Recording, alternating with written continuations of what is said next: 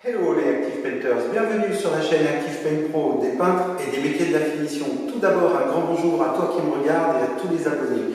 Aujourd'hui c'est un tuto, c'est comment poncer une maison. Donc je vais faire un grand tuto, je ne sais pas combien il y aura de vidéos, on verra ça au montage.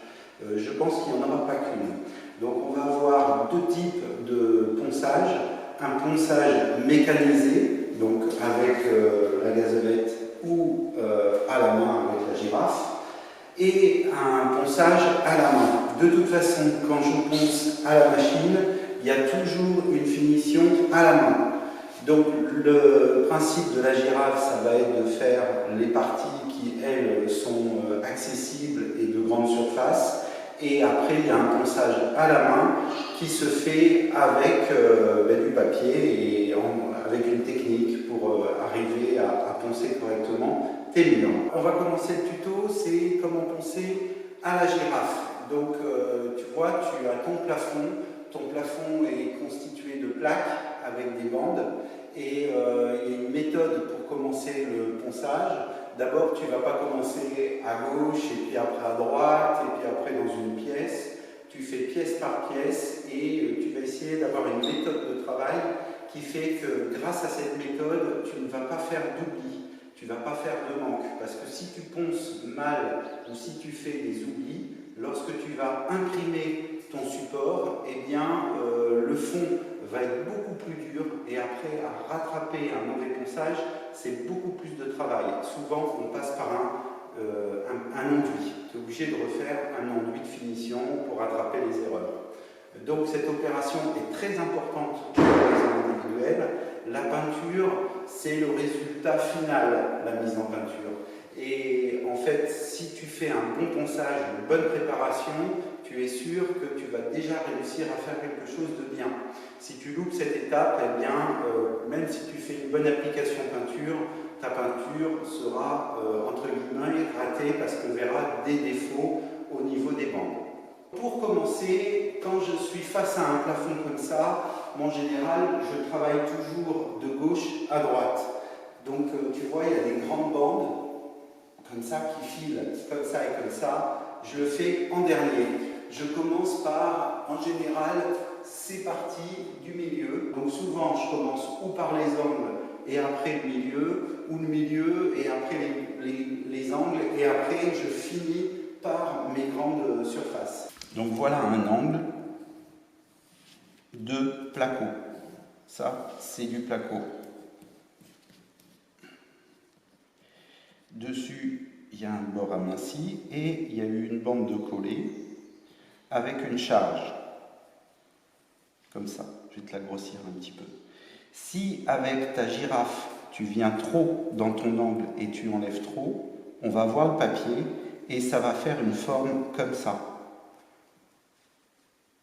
Hop, je ne porte pas à l'envers. Tu vois, on va avoir des traces.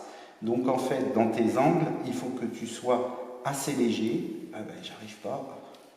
Il faut que sur ta bande amincie qui est ici, il faut que tu te concentres plutôt sur le bord et pas trop aller au fond de l'arête. Le fond de l'arête, tu le feras à la main ou avec la cale à poncer de chez l'outil Parfait, la Parfait lisse. Donc il ne faut surtout pas que tu attaques trop fort tes angles.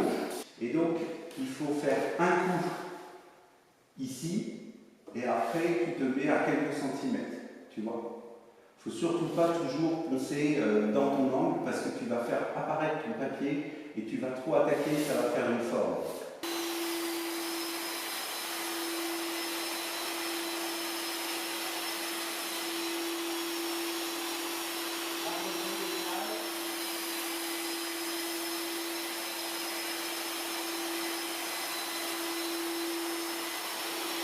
Tu as vu que j'ai reculé proche du mur et après quand j'ai avancé je me suis décalé à 2 cm, ce qui permet d'avoir une bande poncée ici mais pas trop ici.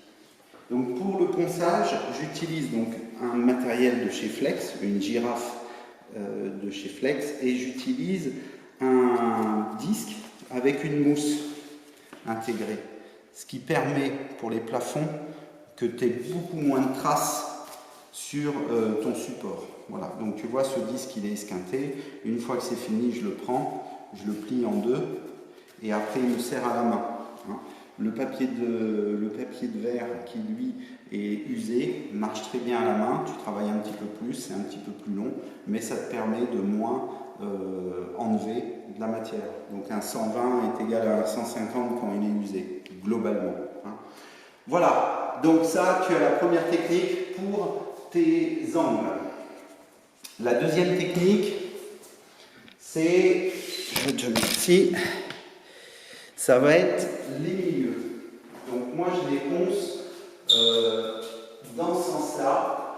Donc je vais pas, ce qu'il faut dans ces milieux-là, tu vois, c'est surtout pas enlever trop de charge. Ça va être surtout de poncer bien les côtés et de laisser un maximum de charge au centre.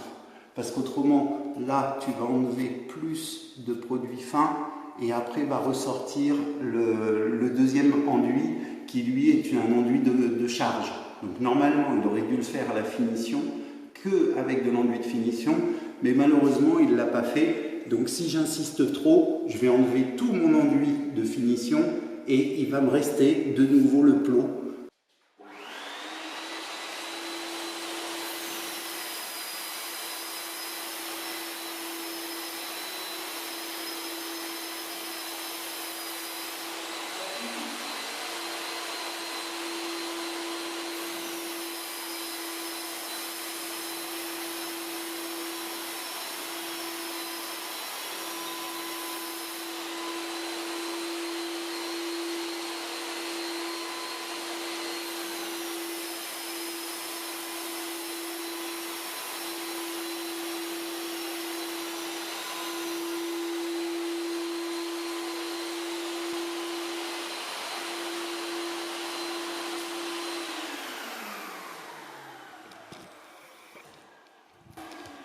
Bon, aujourd'hui j'ai de la chance. Hein.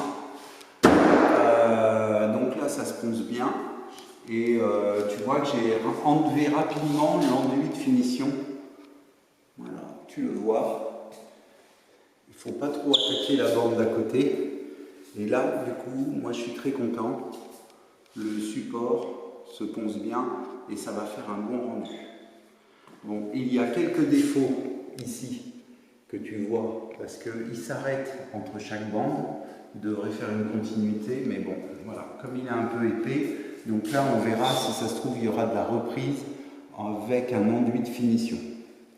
Donc, tu vois, et là on le voit bien, donc si ça se trouve, il y aura une finition à la main comme elle ici. D'accord. Donc ce que je te propose, c'est d'avancer sur les côtés, maintenant que tu as vu les côtés, et que je fasse un maximum de, comment dire, que je prépare tout et après je te fais les bandes sur le côté, les grandes bandes.